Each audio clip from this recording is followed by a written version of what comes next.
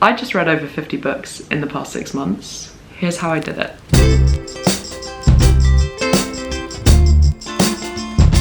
Hello, welcome. My name is Chloe. This is Recovering Book Snob, where we read books and enjoy reading the books, and that's all we're doing it for, other than obviously to make videos for you guys. One extremely important thing to mention before I start going into my hints and tips is that I really didn't plan on doing this.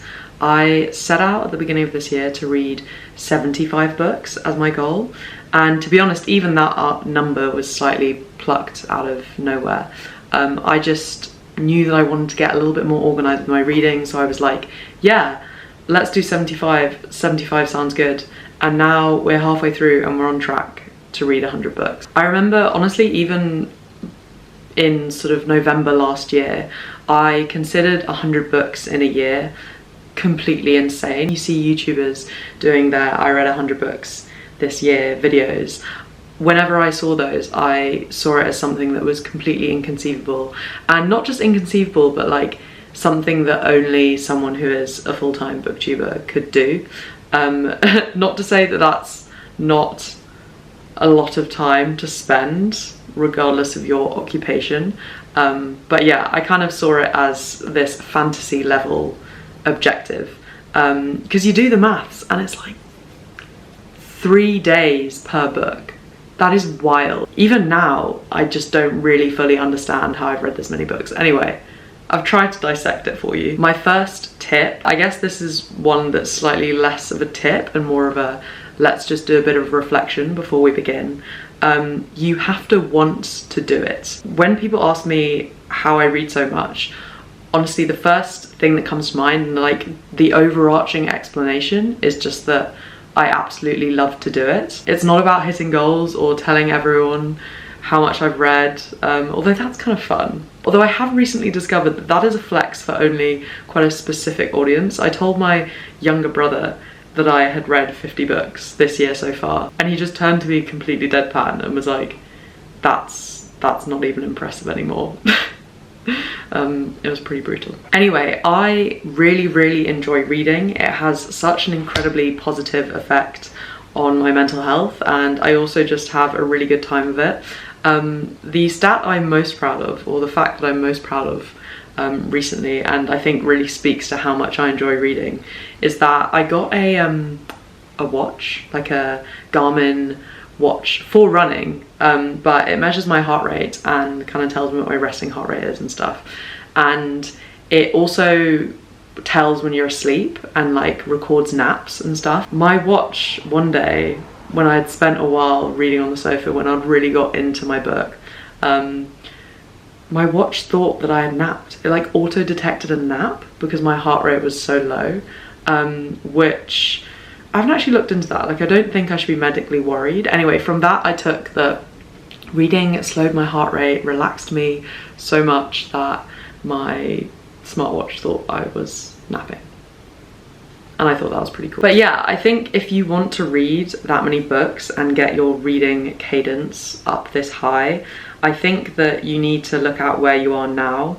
I got back into reading way over a year ago now, and when I even just set my 75 books goal, I was already in a place, but I was really into the rhythm of it, and there were just a few things that I wanted to, I wanted to just get a bit organised with it. And I'm going to talk about those things later in the video. If you want to read that many books, maybe there are some people out there who at the start of the year can say, I want to read 100 books, and they're not reading any at the moment, and they just go out there and they do it. But I would say that you should only really consider a goal that big, or any number of books goal, to be honest. I think you should only ever consider that type of goal if you're already into reading, because when I think about when I was out of my reading jam, if I were to have tried to set myself a goal like that, I would just be setting myself up for failure. I feel like reading can be weirdly intimidating and like very difficult to get back into, and you just have to be secure in what you get from it. You have to know that you're loving it. You have to be in a place where you're really having fun with it to set yourself up for success with a goal like that. Obviously, I'm just speaking for myself. You do what you want. But that's what I think. Speaking of not being much of a goal person, my next point, and this is probably a point that can be applied to like goal setting in general. It's something that you probably have come across in self-help books before, but it is to aim for behaviors instead of goals and bake them into your routine. I'm not a goal motivated person, as I've said. Most people aren't. Reflecting on how I ended up reading so much, it is because I just fundamentally changed the way I spent my time, which in a way is a very obvious thing. When I say it out loud, it sounds obvious, but I promise you this is a tip. So instead of focusing on that goal, you really have to ask yourself, at what points in my day could I be reading? When am I currently not reading? What types of things do I get up to that I'm happy to swap for reading? Because our time is finite. If you're gonna start spending time doing one thing, you're gonna have to stop spending time doing other things. You might find that you look at your life as it is and you're like, oh, you know what? I am just way too busy at the moment. I'm gonna do what I can, but there actually aren't any points that I can swap out. But generally speaking, I think most people probably would be able to find opportunities in their day to swap out reading time. To give an example, I now read whenever I'm traveling anywhere. So when I commute, but also when I'm just visiting friends. Sometimes even if I'm with Matty, we live together, so spend enough time interacting.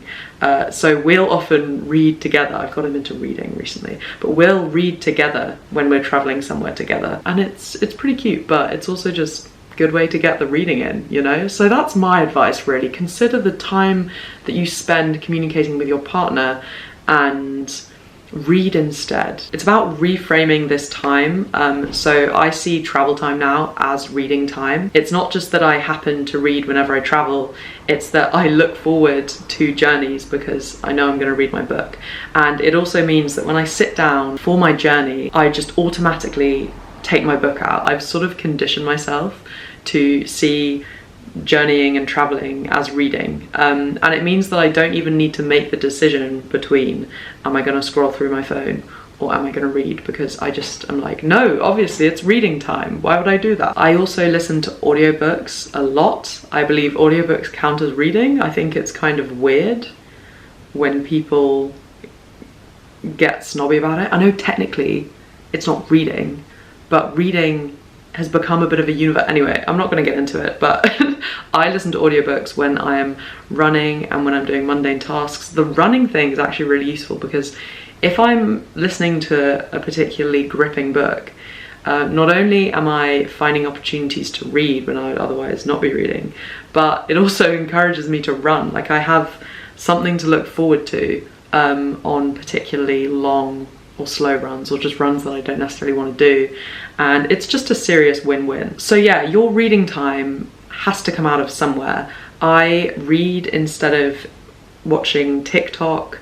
I read instead of sometimes watching like Netflix or YouTube. God forbid, am I allowed to say that on here? And listening to podcasts. I don't really listen to as many podcasts anymore. Maybe that's a bad thing, you know? I'm not being judgmental about how you spend your time. It's just the truth of it. The time has to come from somewhere, and my podcast time has decreased in place of audiobook time. And sometimes it's going to be habits that you want to replace, like TikTok, but to be honest, I do kind of miss podcasts. I feel like I should get back into podcasts a little bit, but I can't really think of any. I'm a bit overwhelmed by the options and I don't have any on the go at the moment, so any podcast recs are welcome. My next tip is just to plan your reading, but be flexible within certain bounds. Let me explain. So this is honestly, I think, the most powerful thing that I did. As I mentioned at the start of the video, my reading cadence. Why do I keep saying the word cadence? I think cadence is the right word in this context, but I feel like it's unnecessarily fancy. Do I need to be saying cadence? As I was saying, this is probably the most helpful tip, the most actionable in my opinion. At the start of the year, I planned to read 75 books. I think I did a whole video on it, but I think I planned 50 books and then left 25 as like bonus optional books, because I often find myself, you know, if a book gets recommended to me, I'll add that to the TBR and maybe bump it up. But also if I particularly enjoyed one book, I'll be like, oh, what else has this author written? And then just like read everything they've written in that week. Or if I particularly enjoyed a subject matter, like recently I read Demon Copperhead, and that is fiction, but it's based in the time of the opioid crisis, in really poor communities, and like a community that was very badly affected by that. So now I'm reading Empire of Pain, which is written by a journalist, and it's non-fiction about the Sackler family. I am pretty flexible with what I'm reading, but I make sure that I have this list that I can go back to if I finish a book and I don't know exactly what I'm reading next, because I found that you really want to keep up momentum with your reading. I would find myself finishing a book, and then if there's any doubt in my mind as to what to read next, I would just get a bit paralyzed by the indecision, and I would immediately kind of slip back into old habits of just scrolling on my phone, because getting into a book is quite hard. You sort of need to do it while you're still riding on the high of reading the last book. So yeah, I try to make sure I always know exactly what I'm reading next. But I also, as part of my flexibility, I reflect on the mood that I'm in. Sometimes I get a bit carried away, like I'll read a really chunky classic and will be like, wow, I so enjoyed that. That was such a rich, intense experience.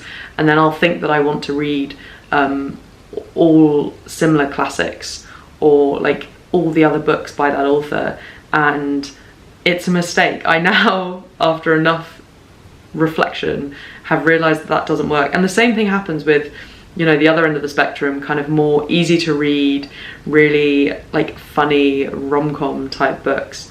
I'll think that I'm, you know, this is the key, let's read all of these books, and then I end up, first of all, they end up all blurring together, which isn't that fun. So I try to make sure that I'm mixing up my books and that I'm planning for variety. Finally, a related tip, having multiple books on the go. When I used to read one book at a time, the idea of being immersed in multiple stories really freaked me out. I don't know, I just was very suspicious of it. I didn't think it was possible to do. If anything though, I think it's very powerful. I think it's a lot of fun, and it's a lot easier to switch between books than I kind of imagined it would be. Having multiple books on the go is also a really good way of being able to adapt to your mood. So the mood point I made earlier comes back. When I used to read one book at a time, if at any point I didn't feel like reading or going back to that book, I just wouldn't read, you know, you'd end up reverting to old habits, or yeah, you just wouldn't read. You'd have a really like low pace on that book. But now that I have multiple books on the go, and especially because I make sure there's good variety, even if I don't want to read one book, I'll then ask myself, oh, but what about that other book that I'm reading at the moment? And sometimes I do just want to watch Schitt's Creek for 5 hours, but oftentimes the answer to, oh, you don't want to read this book, but do you want to read this book, is yes. And it also helps because you rarely finish both books at the same time, so you end up with really nice layering of books, and the kind of come down slash indecision point that I described earlier in the video, where you finish a book, you don't know what to read next. You don't really experience that anymore, because you finish one book and the other book's still going, and so you're kind of still in that habit of reading, and it makes it a lot easier to start that next book. Okay guys, those are all the tips I have. I'm pretty curious to see how the next half of the year goes. As I kind of made clear, I'm kind of confused as to how I read this many books in this half of the year. I imagine things will slow down in the second half of the year as we go into summer, and you know, as I start to socialize more. I mean, over the past month I haven't read as much. I've also been reading longer books, and I've really quite intentionally tried to not get too excited about having read so many books, because I don't want to fall into that trap of then being put off a book because of its length. Like, reading enormous books is great, and I don't want to be scared to do it just because of some statistic on Goodreads. Anyway, what else do I have to tell you? I don't know really. I don't think I have anything else to tell you. I still need to wrap up. I feel that I haven't spoken to you about some of the books I've been reading recently, and they've been really cool. I read Pachinko a few weeks ago. That was pretty extraordinary, and yeah, I've been keeping it pretty light, keeping it pretty funky, as in not actually light books, but more, I've been very unserious with my reading recently, and going with the flow, and that's been amazing as well. So yeah, I was about to say thank you for having me, but really I had you. Okay, thanks for watching. I will see you in the next one. I hope you have a good week. I hope you had a good week. I don't know when I'm posting this. Goodbye.